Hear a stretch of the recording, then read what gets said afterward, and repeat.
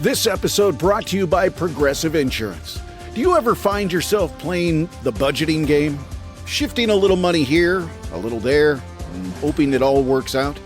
Well, with the Name Your Price tool from Progressive, you can get a better budgeter and potentially lower your insurance bill too. You tell Progressive what you want to pay for car insurance, and they'll help find you options within your budget. Try it today at Progressive.com. Progressive Casualty Insurance Company and Affiliates. Price and coverage match limited by state law. Not available in all states. Thursday Night Football is on, and it's only on Prime Video. This week, the Seattle Seahawks face the Arizona Cardinals in an NFC West showdown. Coverage begins at 7 p.m. Eastern with football's best party, TNF Tonight, presented by Verizon. Not a Prime member? Not a problem. Simply sign up for a 30-day free trial. It's the Seahawks and the Cardinals, Thursday at 7 p.m. Eastern, only on Prime Video. Restrictions apply. See Amazon.com/Amazon Prime for details.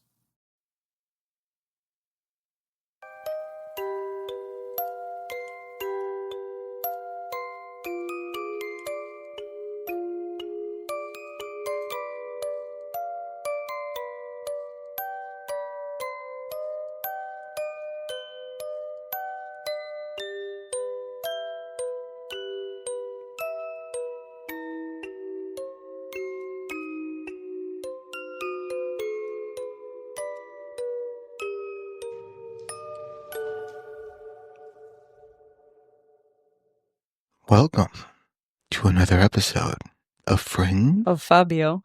He didn't sigh. I'm so introduced to the show. I mean, I said Fringe, and you go, he didn't sigh. Beyond limits. Fuck. We're so leaving that in. That's awesome. I got my order mixed up in my head. For some reason, I thought you did after the theme song. No idea what you said, but she thought you did it after the theme song. I do say it after the theme song, which is even funny. No, theme song. Oh, theme song. Get it right. Sorry. Which is weird because those are two normal words, but when you say them together, it sounds like you have a lisp. Theme song? A theme song. A theme song. All right, the theme song. Same song? Oh, this is going to be Yeah, I'm happy that I'm happy that you guys showed up today. I mean, I really am. That the caffeine kicked in. Jesus Christ. I think it did. I haven't had this much caffeine in a while, so. Yeah. All right. She's shaking like a leaf. She is. She's shaking like a Polaroid picture. Shake, shake, shake, shake, shake. All right. She's Jesus. high on life, man. She's high, all right. I want to see her on shrooms. Oh, that'd be interesting. Yeah, before. Not everything is a puppy. Are you sure about that? Hey, what's in your pants? An ostrich? Everything is a puppy. I really want a water puppy. What's a water puppy? A sea otter. Oh, sea otters They are so awesome. Cute. I want a water puppy. Yeah, I kind of always wanted one of those ferrets. Yeah. Ferrets are so awesome. They're cute, but they're stinky. I remember when I used to work at the pet store. I play with them all the time. I miss those guys. Ferrets? Yeah. Oh, I didn't know you guys had ferrets. Yeah. Oh, their last name Bueller. Yeah, right. Right? No, like I would have like a fleece on, so I would put them in my fleece, and they would just like run around in my fleece. It was really fun. In her pants? And your pants? No, it didn't go down there. They'd spin the teacups. Jesus Christ. That sounds more And they fun. Poop really easy. When they're scared, they poop. They go. I mean, I'm finding so much. Last week was Lynette and her bidet stories. Now you have ferrets, assaulting ferrets in your you. Pants. Yeah, you have you're sexually assaulting ferrets. Jesus. What pet store did you work at? It makes my. You were saying you worked at a pet store, right? Yeah, Pet Supplies Plus. Oh, it makes my necrophilia look normal. I'm gonna ignore that comment. I used to work at PetSmart when I was a kid. Oh, rivals. When I was a kid, child labor. Yeah. Rivals. But we didn't have We shouldn't ferrets. like each other. I'm kind of jealous you had ferrets. Yeah. The coolest thing I had is I had like a bearded dragon on my shoulder when I was working the cashier. Yeah, Mm. we had guinea pigs, ferrets. I played with those guys. I played with the different reptiles. I Yeah. played with the rats. Oh, those are fun. Rats are cool. They're actually really cool. They're actually more loyal than a dog. And they're clean. You know, speaking of necrophilia, I'm going to go crack open a cold one. We can talk about animals all day. I'm sure. Is that a wallet in your pocket? It's a ferret And a carrot. and a carrot. It's actually my trouser snake. Ew. Anyways, What? They don't sell those at Pet Supplies Plus. Oh, you just were Just in asking the wrong back. guy. You just gotta go to the back. You're asking the wrong person. All right. So I'm happy that this started off like our normal fucking episodes do. That's great. I actually enjoy it. So I'm okay with it. All right. So how have you ladies been besides fucking up the intro? Nah. Nah. I said nah. Ding dong. Nah. Jeez, that's you. That's what you guys sound like tonight. That's a lie. good. All right. We're putting entertainment in here. What you're hearing entertainment? We're putting entertainment in the podcast. Agreed. You guys, I'm not sure you guys know how amazing my voice sounds. It sounds like Fabio.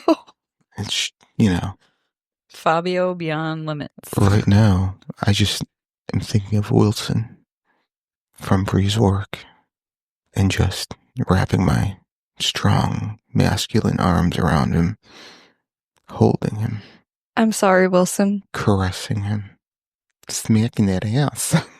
Anyways, All right. So, yeah, things that keep us up at night besides my little, whatever you want to call it. Whatever that just was. Yeah, not sure. Who wants to go first? I guess I'll go first. All right. I like it. Yeah. I like it. I like it. Hey, I volunteered twice in a row now. I know. Good Look at job. that. Hey, did you guys know that you don't have to break pasta in half anymore? You can get half-length pasta. Shut up. I hate your face. I swear to God. I hate That wasn't your mine, face. but I just had to say that. I'm sorry. Not sorry. What was that? What'd you say, Lynette? I hate your face. Mm-hmm. Yeah, ×2. Okay, here's my real one. How many trees count as a forest? 4. I was going to say 2. For it. 4. Can you get it? 4? Yeah. I Yeah, got it. yeah, I got it. yeah. Yeah. Got it. 44. I would say it's not a number of trees, but a measurement of land. So I would say at least an acre of forested land would be a forest. No, that's an a acre of woods. 4 trees. Is that woods? Woods. Okay, so how big would a forest be? Maybe 100. 100 acres? Yeah. Okay. Deep in the 100-acre woods. Oh, nope. Winnie Mm. the Pooh even got it wrong. Yeah. Considered a forest. Gump. A Forrest Gump. I got it. Mm. What is the Google It says machine? the term forest is widely used to describe any landscape with trees, but is more commonly associated with regions that receive adequate precipitation to support dense stands of trees. View up map. Then okay, why not be a map? Ding dong. So any place Yeah. that has trees is a And forest? then this I definition guess. says large area covered chiefly with trees and undergrowth. So I don't want to hear about Frank's undergrowth. It's not undergrowth. Okay. Oh, this one says in a forest, 60 to 1% of the land is covered by a tree. 62% of land. 60 to 100. 60 to 100. Yeah, 60 to 60% TO 100. Oh, yeah, you weren't saying that right. Yes, I Yeah, was. she said it right. You just heard it wrong. Yes. What she Mm. said. She said 60 to 100. 60 to 100. Right. She said 60 to 100. Same difference. No, You got to read between the lines. What lines? She didn't have a break for lines. The blurred lines or just listening to the... Oh, is Like that, the song? Is that Robin Thicke? Yeah. Yeah. Yeah. Look at that. I did a song. You did a song. I did a did- song. I did a And no. you did music. You did a song that's not in your genre. I know. I did a no. Wow. I did a song no. So, Mm-hmm. Yeah. Mm-hmm. all right. Well, thank you for educating us on undergrowth, forests, and fermented cheese. No problem. So, We're talking about half lane pasta. Do you want me to go next, Lynette? Sure. Okay. Maybe you'll bring the mood down enough that my dark one from last week Mhm. will carry us through. Yeah, it will. Okay. All right. So if you steal mine, though, you're dead. No, I'm not stealing yours. Well, what is yours? That's me slicing your throat. Oh, all right. What is happening tonight? I mean, Stuff. Just really tired. Just It's already almost like 10 o'clock. Oh, God. All right. So if you saw someone feeling the way you are right now, what would you tell them? I mean, this is a horrible one for So, right now. Lynette, what would you tell me and what would I tell you? I love your laugh. I love that you're so happy. Frank? This too shall pass. All right. Let's talk about something that's been mysteriously ignored for way too long. We dive deep into UFOs, government cover-ups, cryptids, and unexplained disappearances. But you know what's truly terrifying? Your own BO. Yeah, it's the real unsolved mystery. You ever been out in the woods, maybe investigating strange lights in the sky, when suddenly you realize something's following you? You hear a rustle in the bushes, and then it hits you. It's not them. It's you. Your scent is so strong, cryptids are actively avoiding you. That's why I trust Mando Whole Body Deodorant, the only deodorant designed to work everywhere. Now, I was skeptical. A whole body deodorant that actually works? Sounds like the kind of advanced technology they don't want us knowing about. But after a long recording session where things got sweaty, intense, and full of weird existential debates, I gave Mando a shot.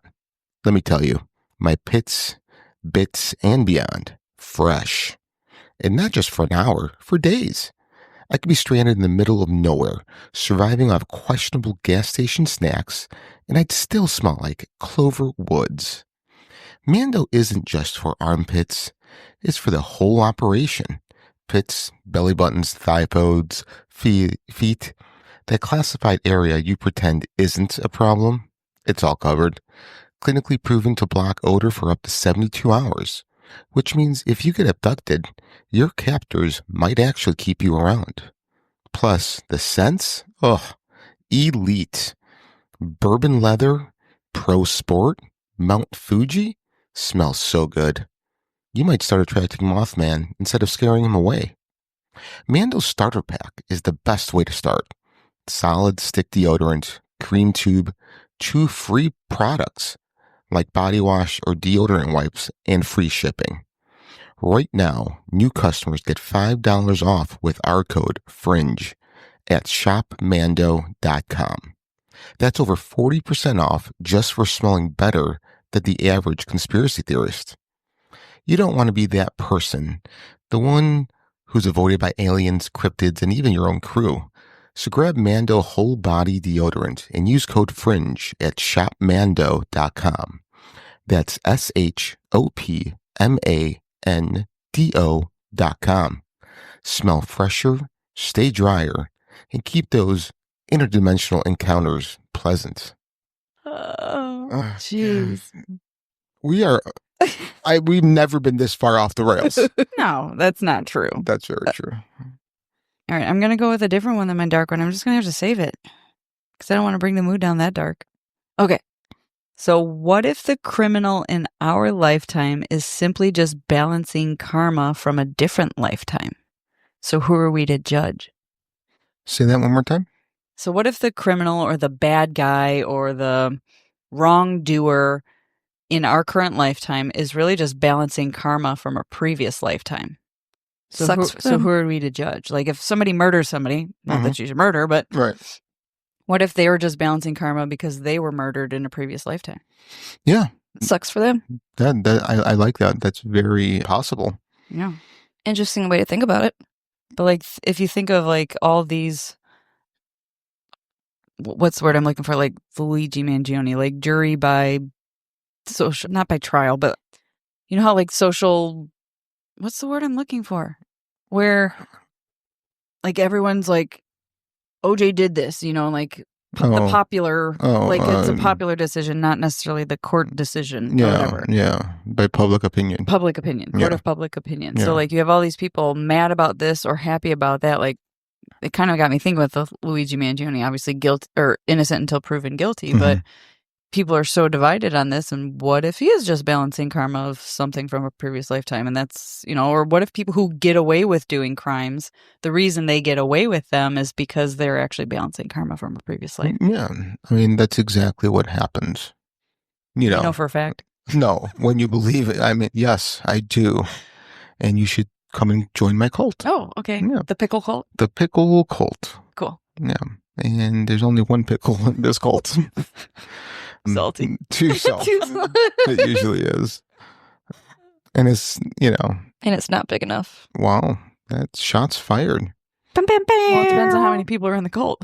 This is true. I mean, like, if you have a gaping hole, nothing is going to fit. But For Frank is a cult of one is by himself.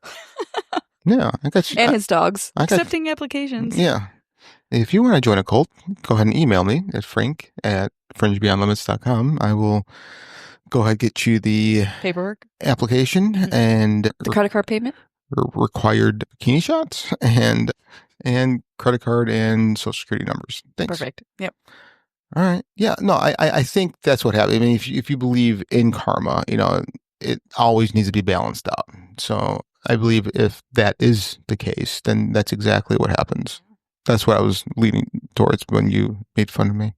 It just makes you question what you believe. Like not like your opinion of other people. That person cut you off, or that person, anybody who does something bad to you. It's like, oh well, what if I did something bad to them? Or yeah.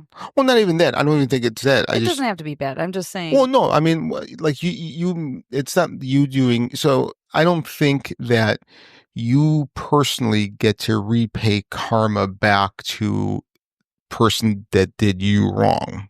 Well, it doesn't necessarily have to be a 1-for-1 though either. Right. But I'm just saying, like, very rarely would that ever happen. Like, if you punched me in the face. Can I? I mean, yeah, you could. High five your face. I'll videotape it. Can you use a chair too? Oh. Yeah. I would. These are nice chairs. I don't want to dirty it with your blood. Oh, all right. Be that way. I mean, I pooped on both of yours. Lovely. Is that what I'm That's sitting gross. Mm-hmm. Yeah, that was a squish you felt when you sat down. Please. So, all right. Yeah, no, but yeah, I don't think you personally get to repay back the karma that was done to you. I just think it just happens, Yeah. And that's just how the universe balances itself out. And in all honesty, like we were talking last week, if consciousness is a singularity, then, I mean, you're really just balancing yourself. Yep. And ultimately. So, yeah, that's all I got to say about that. Bree, you want to add anything? Nope. All right. That's right. So, I already went. You just did yours. We're all done because Bree had some sort of force thing going on. Underbush. Can't forget that. Yeah, I mean, listen, if you want to relive the 70s, that's fine with me. I don't mind. I'm not the one that's got to get the weed whacker out. So, anyway, this week, what are we talking about, ladies? I kind of wish you had the Taco Bell sound effect. Ding. Dong. Do I? I don't think I do. That's okay. We can insert it later. We could just Insert here. Insert here. Make noise with mouth. Dong. If you have your phone next to you, everybody who's listening, bring that up and insert here. It's okay. You don't have to look for it. Dong. There we go. The Bell Witch and the Bell Witch Cave. The Bell Witch. Now, I know Bree and I are familiar. Lynette, you said you really weren't? No, I thought this was like the Blair Witch. Like, I thought those were the same. I've heard of the Bell Witch, right. But I thought the Blair Witch was based off of the Bell Witch. But you guys kind of looked at me like I was not correct. No, I didn't look. I looked at you like you weren't correct, yes. Yeah. But I thought you were going to go somewhere else with that. I'm like, no, I did not. I was looking at my laptop when you said that, so. I don't understand the commentary she includes sometimes. She's like, you guys were looking at me. I'm like, I was actually looking at my laptop. She's like, must avoid eye contact. She's a ding dong. All right. So, the Bell Witch. Imagine you and your family being terrorized by an unseen force that could speak, pinch, and even sway the hearts of the living, all because you wronged the wrong person. That person seeks out the revenge from the grave, unleashing their wrath upon you and your family. That would suck. Could this be the karma thing? I mean, maybe. Maybe she was powerful enough to be like, yo, bitch, I'm taking back my karma. Karma is a Chameleon. bitch. Yo, Yeah. mic drop. Hashtag me too. Chameleon. Me too. You too? I like you too. YouTube? I am a fan of you too. Mm. So John Bell was born in North Carolina around 1750. Details about his early life are sparse, but he was part of a farming family. His upbringing in the rural South influenced his later life as a landowner and farmer. In the early 1800s, John Bell and his family moved from North Carolina to Red River Bottomland in Robertson County, Tennessee, which is Adams, Tennessee today. At that time, the area was largely wilderness, with new settlers moving in as part of westward expansion. John was able to buy some land and a large house, and in several years he was able to acquire more land, about 328 acres. John became a successful farmer and landowner. He was known for his hard work and gained a good reputation in the local community. John Bell's wife, Lucy, was an essential part of the family. She was known for her strong character and was supportive of her husband through the challenges they faced with the haunting. Lucy was deeply affected by the supernatural events that unfolded in their home. John and Lucy had several children by the names of Jesse, Betsy, Richard, John Jr., Drury, Benjamin, Esther, Zadok, and Joel. Drewy. There's like some good old American names in there, and then there's some we just played Scrabble. Pretty much. Okay. Close your eyes. And what letter did you get down? Drury sounds like you don't know how to say jewelry. Get my Drury box. That would suck if you had like art issues like I do. Drury. Poor kid. No, you have issues speaking? I don't believe that at all. Drewy. The Bell family's experiences began in 1817. John was in his cornfield inspecting when he encountered a strange-looking animal that was just sitting in the middle of a corn row. The appearance of this animal had a body of a dog and the head of a rabbit. That's fucked up. John shot the animal several times, but the animal just vanished. After this incident, John went back to his house. This episode brought to you by Progressive Insurance. Do you ever find yourself playing the budgeting game? Shifting a little money here, a little there, and hoping it all works out? Well, with the Name Your Price tool from Progressive, you can get a better budgeter and potentially lower your insurance bill too. You tell Progressive what you want to pay for car insurance, and they'll help find you options within your budget. Try it today at Progressive.com. Progressive Casualty Insurance Company and Affiliates. Price and coverage match limited by state law. Not available in all states. When you think about businesses that are selling through the roof, like aloe or skins, sure, you think about a great product, a cool brand, and brilliant marketing. But an often overlooked secret is actually the businesses behind the business, making selling and, for shoppers, buying simple. For millions of businesses, that business is Shopify. Nobody does selling better than Shopify. With Shop Pay, that boosts conversions up to 50%, meaning way less carts are going abandoned and way more sales happening. So if you're into growing your business, your commerce platform better be ready to sell whatever your customers are scrolling or strolling on the web, in your store, in their feed, and everywhere in between. Businesses that sell more, sell on Shopify. Upgrade your business and get the same checkout Skins uses. Sign up for your $1 per month trial period at shopify.com/Westwood1, all lowercase. Go to shopify.com/Westwood1 to upgrade your selling today. Shopify.com/Westwood1. This podcast is supported by The Real Real.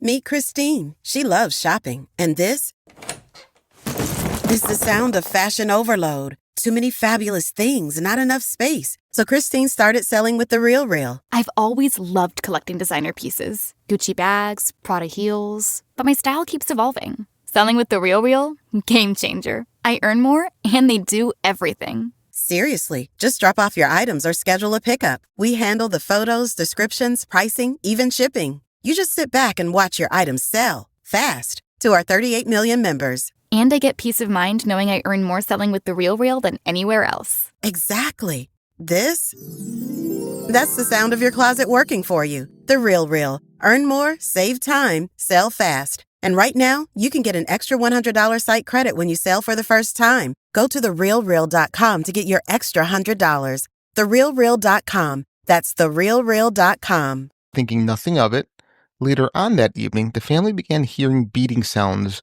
coming from the walls outside of the home.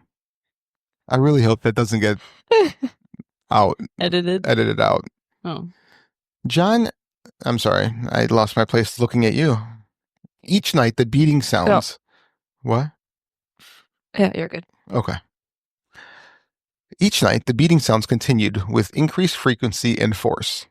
Often, John and his sons would go outside to catch whoever was making the sounds, but each time they came back empty-handed. In the following weeks, John's children would wake up frightened and complaining about rats gnawing at their bedposts. The children also began complaining about having their bed covers pulled from them and their pillows tossed to the floor by an invisible entity. That's happened to me once. Did it? Yep. Really? Not the rats part, but the blanket part. Yeah. And the pillows? Mm-hmm. Well, my sister she had a similar story. Anyway, keep going. No, I want to hear tell us the story. Yeah. What are you doing? We want to know the story. Yeah. I think I told this story before. Well, you know what? You're going to tell it again. Okay. Well, okay. So it actually was a sad story. My friend lost her father, and I was kind of laying in bed. I met her dad, loved her dad, who's great. I was kind of grieving that loss, and I was kind of like, why so soon, that sort of thing. And when I was saying that, the blankets quite literally ripped off of the whole thing. Like, it was just ripped off of me, and I freaked out. Yeah. But I also had the impression of like, shut the fuck up, I'm fine. Like, don't worry about me. Right. But my sister was just telling me this morning that this, for the second time in a row, she's had the same dream where she's laying in bed, or she's in bed, but the blankets are being pulled off of her. Not that like her spouse, stealing the blankets, like ripped off, not just rolled over. I don't know. So interesting. So now you're saying there's a dog, rabbit, ghost in our house? Yeah. Yeah. Yeah. It's funny because I had a weird dream a few nights ago that you just sparked this memory. So my Uncle Frank, who passed away a little over a year ago, him and I were in this building. It could have been a church. It could have been a school. It could have been an office building. Like, I don't know. But we were looking for something. And then I remember us looking for a demon. And we come across this mural of the demon. So I run up to hit, I don't know why, I run to punch the mural of it. Mural. Whatever. Muriel's a name. Muriel. It's, you know what, guys? Listen. I'm correcting you before Missy corrects you. No, I don't care. Sabertooth. Yeah. So I jump up to like punch it, and I end up scratching its leg, the mural leg. And I'm like in like, I guess like the lobby section of this building with my uncle. And all of a sudden, like, I felt this real dark force just kind of closing in on us. And my phone rings. I answer my phone, and it's my mom, who's also passed away. And all she says is my name. She goes, Francesco. And then the phone hangs up, and then I wake up. She saved your ass from... No, I rolled over, tried to get back into that dream because I wanted to kick the demon's ass. Like that, she stopped you. That was my instinct. It's like, oh no, we got to go back. But your Italian mama basically saved you. No, it wasn't like that. It was as though like she was trying to tell me something, but like the demon cut the phone call off. Yeah, she was trying to save you. Yeah, but it didn't work. I was, You're obstinate and you wanted to go back. That's right. Yeah. So bullheaded Italian. Pretty much. I mean, these are the dreams. These are my normal dreams. Like these dreams. What is that? It's a song. Okay, what song? Who sings that? Oh shoot! It's like an oldie. It's an oldies. All right, I believe you guys.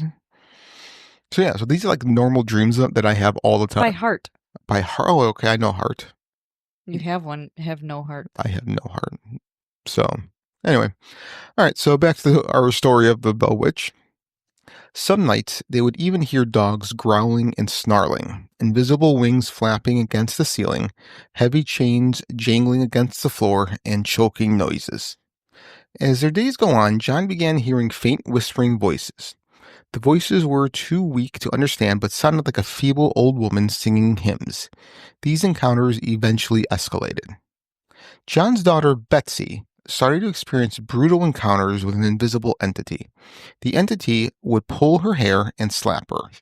This Make her ass and pull her hair. Sorry. Inside joke. Joker. Choke me.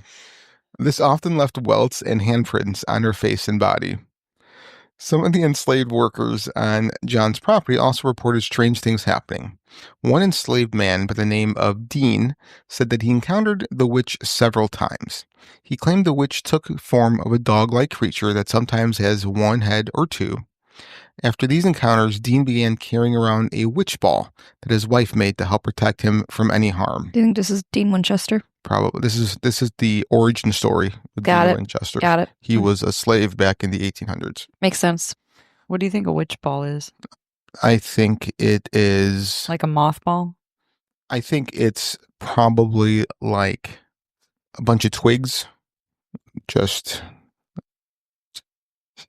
twisted together with some sort of... Like a wicker basketball? Yeah. Okay. Yeah. And like something in the middle to ward off. Probably a semen of a righteous man. Oh, okay. Yeah. Yeah. Let me know when you find one. It's a hollow sphere of glass. Witch balls are hung in cottages and windows in the 17th and 18th century England to ward off evil spirits, witches, etc. I mean, notice that to ward things off, you need balls. So, at the beginning of all of these mysterious encounters, John vowed his family to secrecy. But after about a year of these encounters, he finally shared these experiences with his neighbor and friend, James Johnston. James was skeptical at first, so him and his wife decided to spend the night at the Bell's family home. At the beginning, it was peaceful. Once evening hit, James and his wife started experiencing the same terrifying disturbances as the Bells. When the bed covers were yanked and James got slapped, James sprang out of bed yelling, "In the name of the Lord! Who are you? And what do you want?" That was good. Thanks. Unfortunately, there was no response, and the rest of the night was silent and peaceful. James told the Bells he believed that the culprit of the encounters could be an evil spirit. Throughout time, the voice began to strengthen and became loud and unmistakable. The entity sang hymns, quoted scripture, had intelligent conversations, and quoted two sermons, word for word, that were apparently preached at the same time but miles apart. Most of the time, when the entity spoke, it would direct insults and threats towards John. It was asked who or what the witch or entity was. The entity replied saying, "I am a spirit. I once was very happy, but I have been disturbed and made unhappy." Around 1818, the entity finally gave the Bells a name of Kate Batts. Kate Batts was a neighbor and is known to be eccentric and loves causing a scene. One thing Kate Batts was known for was when she went to church and found a man sitting in her seat. Instead of Kate sitting elsewhere, she decided to sit on the man until he got up to move. That's awesome. I mean, could that be construed as assault? Well, Probably. Yeah, back But then not it's back- probably like, oh my God, I can't believe that lady sat on that man. Yeah, I mean, they talked about the first thing that popped up, I think, right? Right, exactly. Yeah. Kate's behavior considered her an outcast in Red River, and people were also scared of her and getting on her bad side. It was said that she had a bad temper and possibly rumored to dabble in black magic. The legend states that Kate Batts had a contentious relationship with John Bell, primarily stemming from a land transaction. According to folklore, Kate believed she had been cheated out of a fair deal regarding a piece of property, leading to an ongoing feud with John. But some say that John Bell didn't have a problem with Kate, and it was actually her brother-in-law that John had the land dispute with. Some people believed if not Kate Batts, then the Bells must be making it up, with 13-year-old Betsy being the ringleader, since she was one of the witch's main target of aggression. But this theory was not able to be proven. These occurrences started to spread outside the settlement, reaching Nashville. People started coming to the Bells' home to investigate and see if they can figure out what was going on. One of these people was Major General Andrew Jackson. Wozers. That's actually pretty cool. Jackson heard about the encounters in 1819 and decided to pay a visit to the Bells' home to investigate. While Jackson and his entourage approached the Bells' home in a wagon pulled by horses, the wagon out of nowhere stopped suddenly. The wagon was stuck in the muddy creek bed, and the horses were not able to pull the wagon out of it. After several minutes of cursing and trying to get the horses to pull the wagon out, Jackson said, "By the eternal boys! This must be the Bell Witch." Then, out of nowhere, a disembodied woman's voice was heard saying that they could proceed, but she will see them again later that evening. Jackson and his entourage were then able to get out of the mud and continue their way to the Bells' home. When Jackson was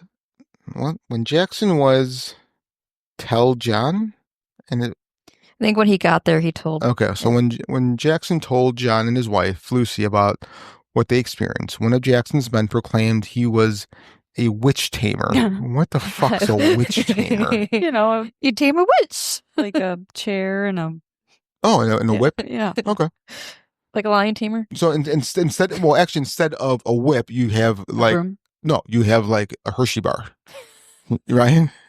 Okay. Or a witch ball. Oh, you can grab it by the balls. Mm-hmm. All right. The witch tamer took out a pistol. That's going to work. Oh, okay. And said that the silver bullet would kill any evil spirit it came into contact with. I thought that was werewolves. This is the Winchesters, Dracula. Yeah. And the Colt. Yeah.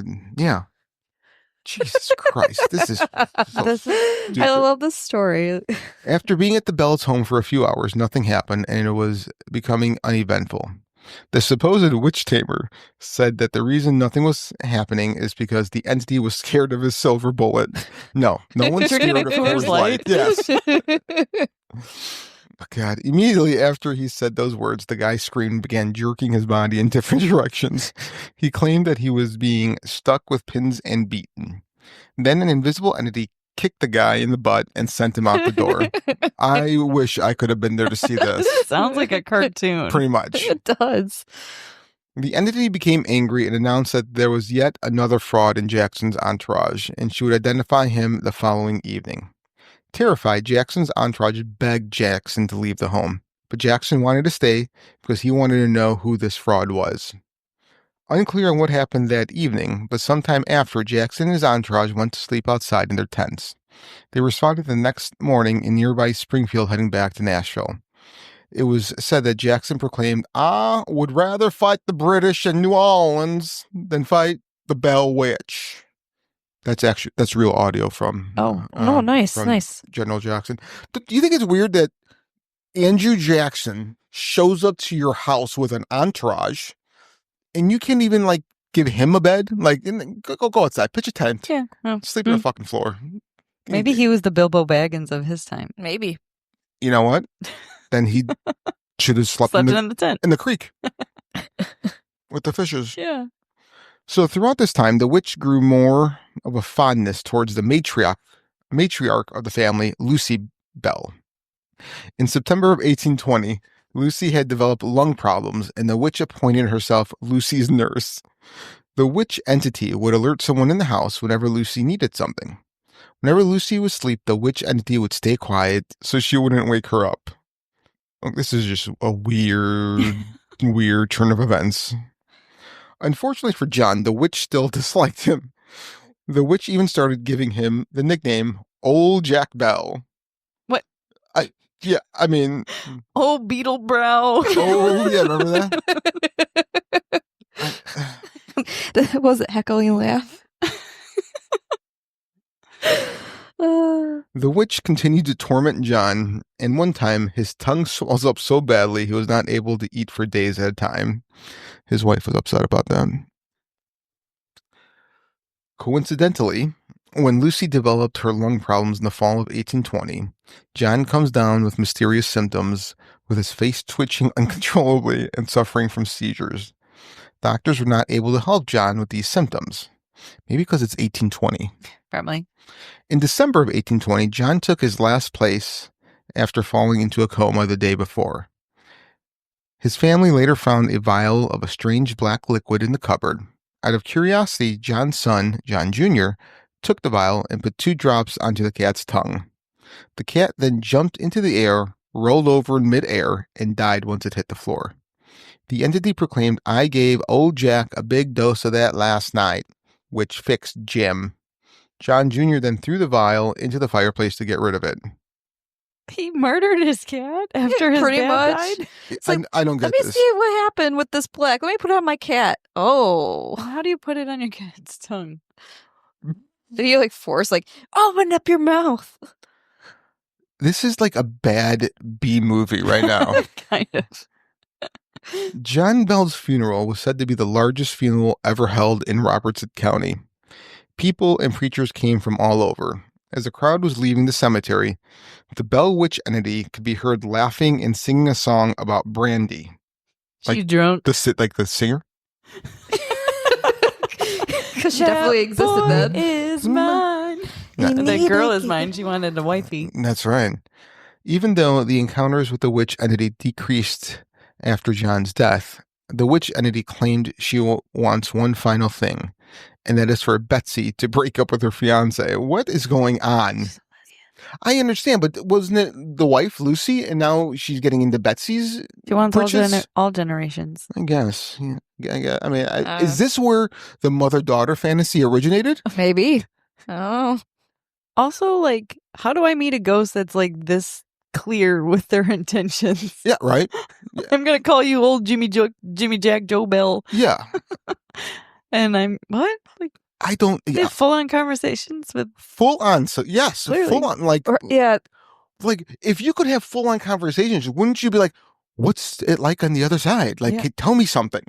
No, you're gonna be like, "Oh, she wants to fuck me." This is so horrible. Before John's death, Betsy Bell met a man named Joshua Gardner, and with her parents' blessing, they decided to get married. Everyone except for the witch entity was excited about their engagement.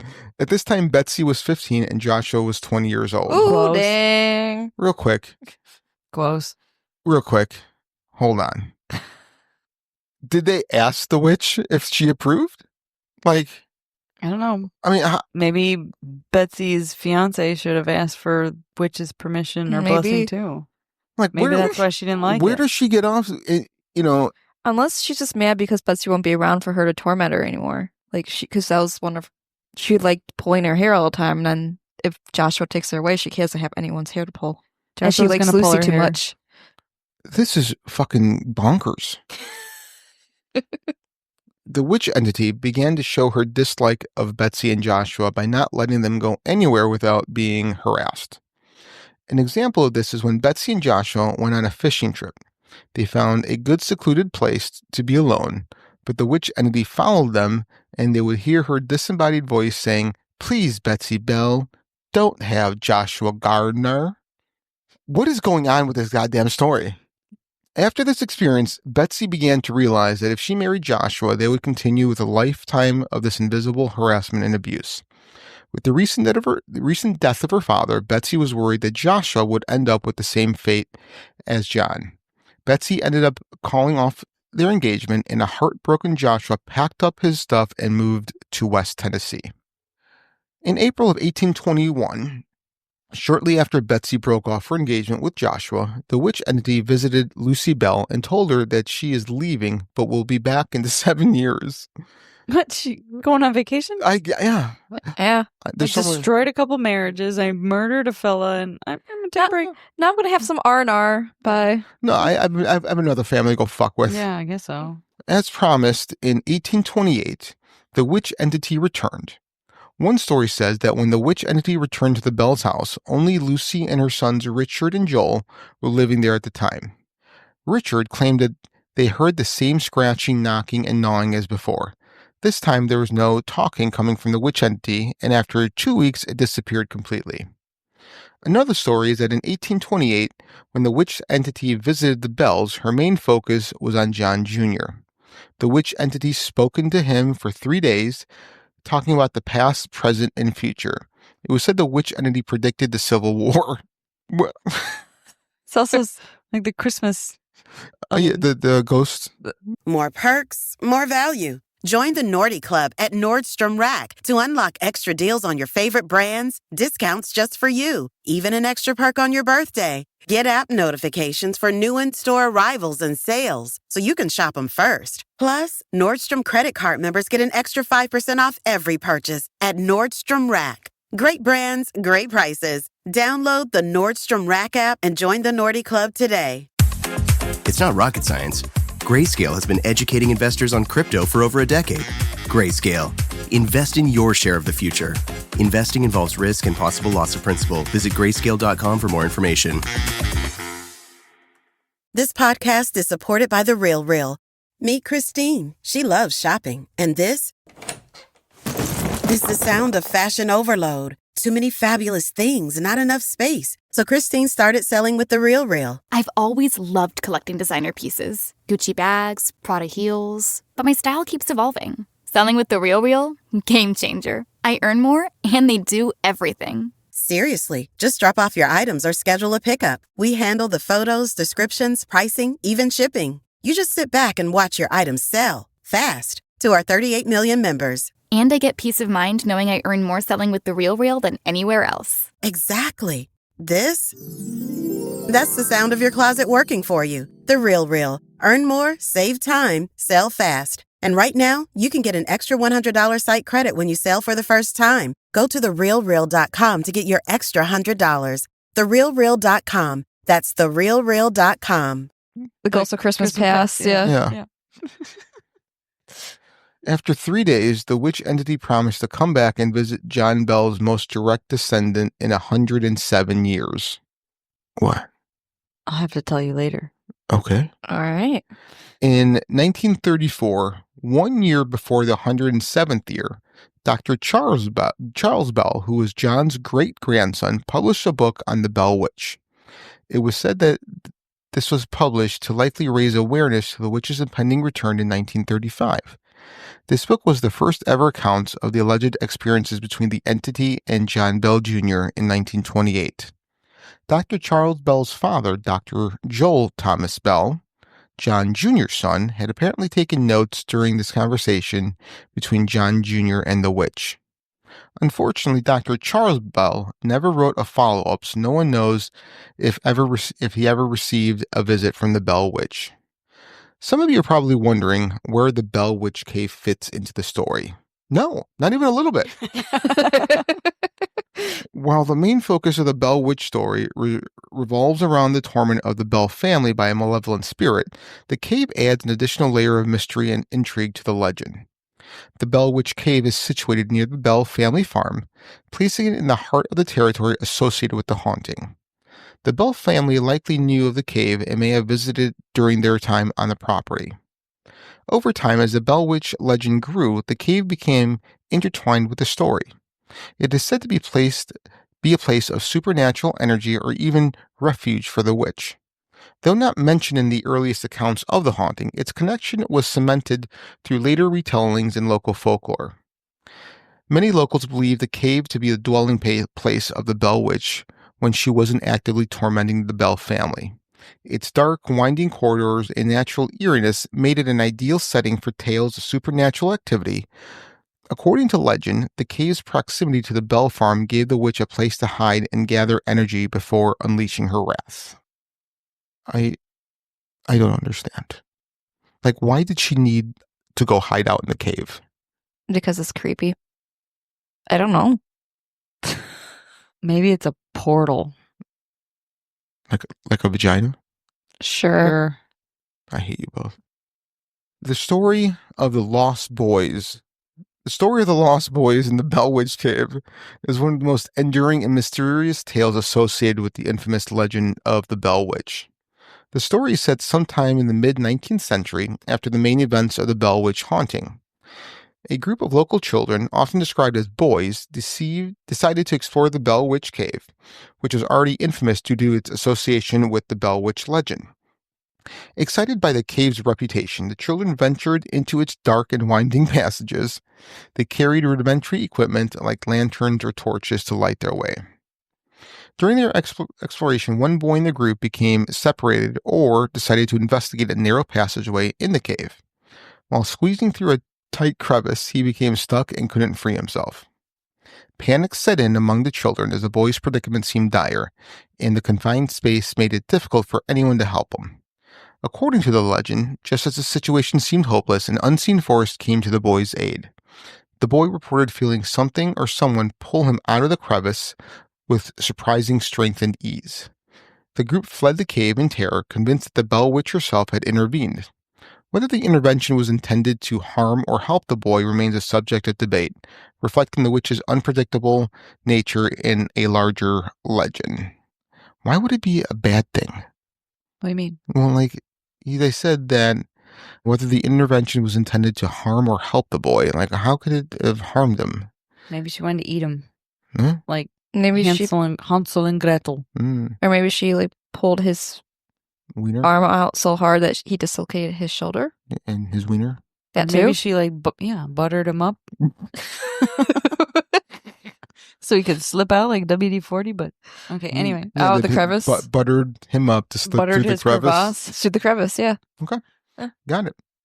The Lost Boy story had been analyzed and retold over generations, becoming a key part of the lore surrounding the Bell Witch Cave. Here are some interpretations. A benevolent act. The Bell Witch is often depicted as a malevolent entity, but this incident suggests she may have acted out of compassion or curiosity. This aligns with the other parts of the legend where the witch displayed moments of unexpected kindness, such as conversing with the family or offering warnings. A lesson in respect. Some interpret the incident as a warning to intruders or those who don't respect the cave's mystery. Boy's rescue could have been a way for the witch to demonstrate her power without inflicting harm. Yeah, what were you going to say? I've got the power. Dun, dun, dun, dun, dun. CNC music back there?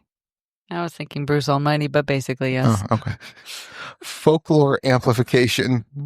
It's possible that the story grew from a real event where the child was rescued by a friend or through sheer luck, but the supernatural elements were added later to tie the story to the Bell Witch legend. What? Was it luck or was it fate? Bree? It was faith. Okay. It's a faith. It was fate. See, that. She thought so fun. The Lost Boy story is often used to warn visitors, especially children, about the dangers of exploring the cave without proper guidance or respect for its history. Paranormal enthusiasts point to the incident as evidence of the Bell Witch's enduring presence. Some believe the cave serves as a focal point in her power and that she protects or controls it. The story is frequently recounted during guided tours of the Bell Witch Cave, adding a layer of intrigue for visitors. Some tour operators highlight the tale as an example of the witch's unpredictable behavior.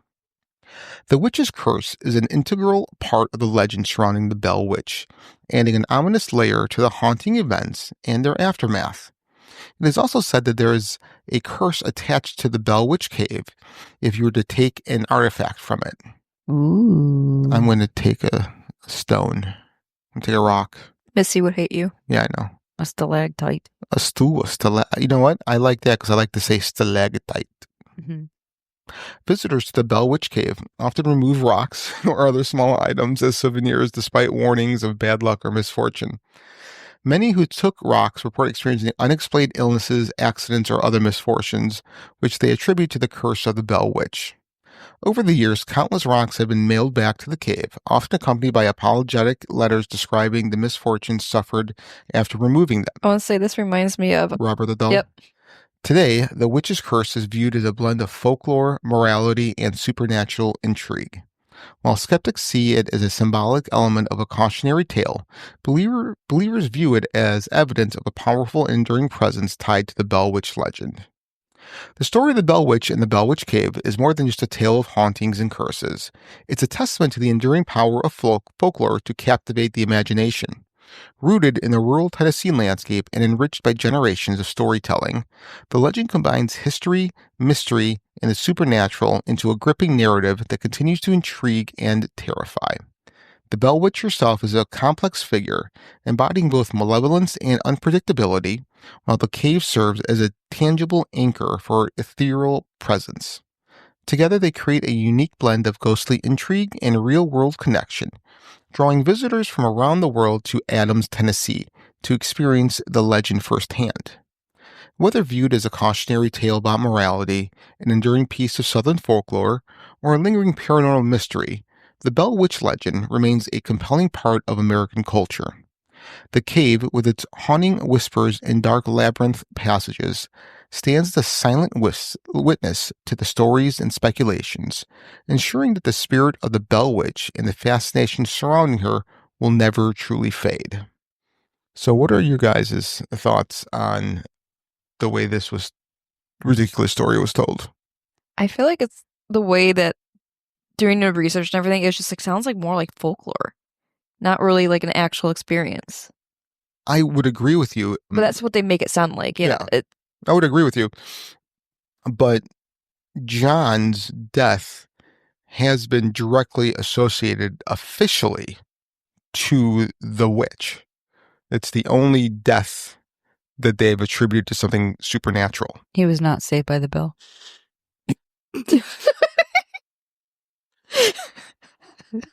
That was a good one. You make me so angry sometimes. Like, it took so much for me not to throw you through a door right now. Can't even tell. No, she can't. She's lost it. I'm laughing so hard, my nostrils are bleeding. See, this is why we need to get on video for this silliness. This is amazing. At least that one kid was saved by the bell.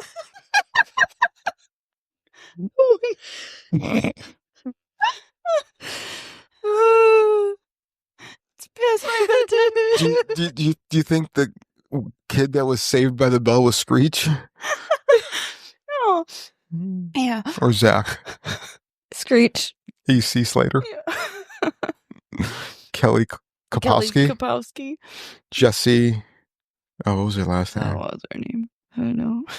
I can't remember. What was you the can't laugh at yourself. Who can you laugh at?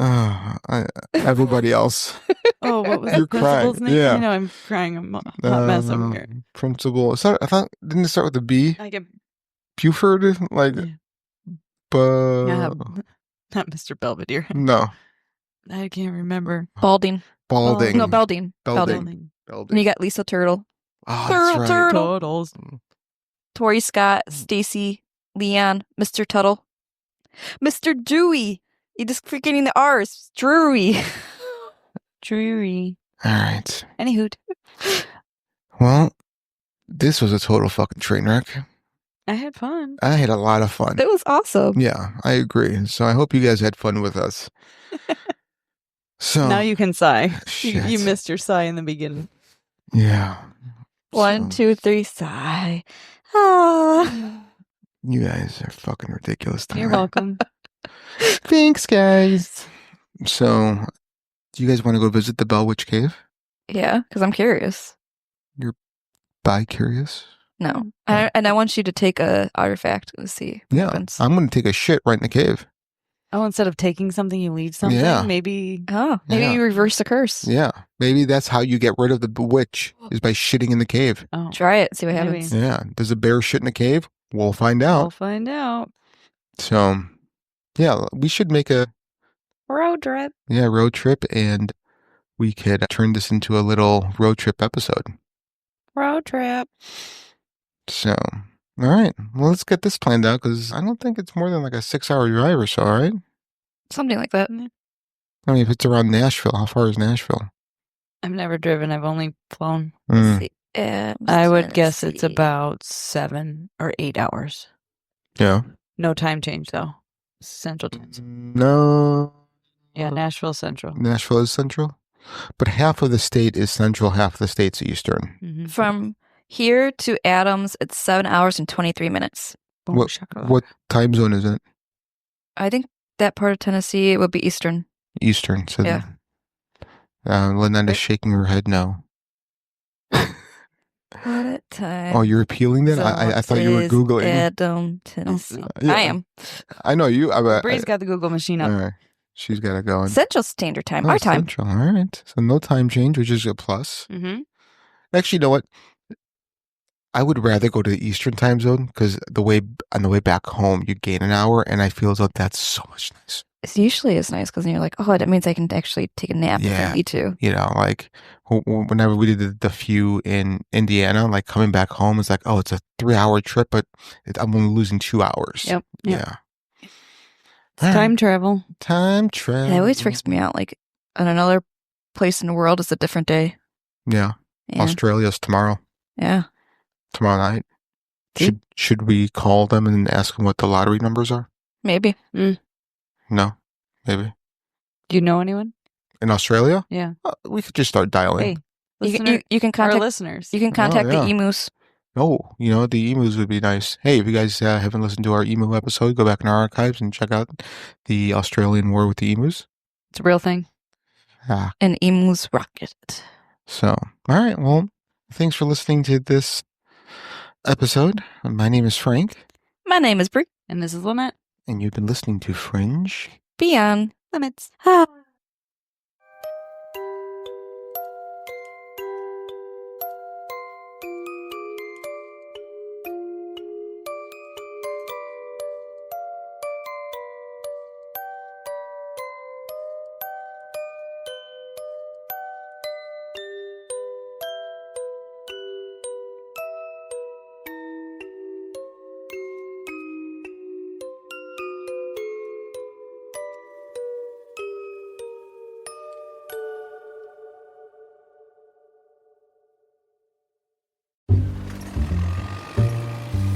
When it comes to reducing carbon emissions, the heaviest industries face the toughest challenges. That's where we come in.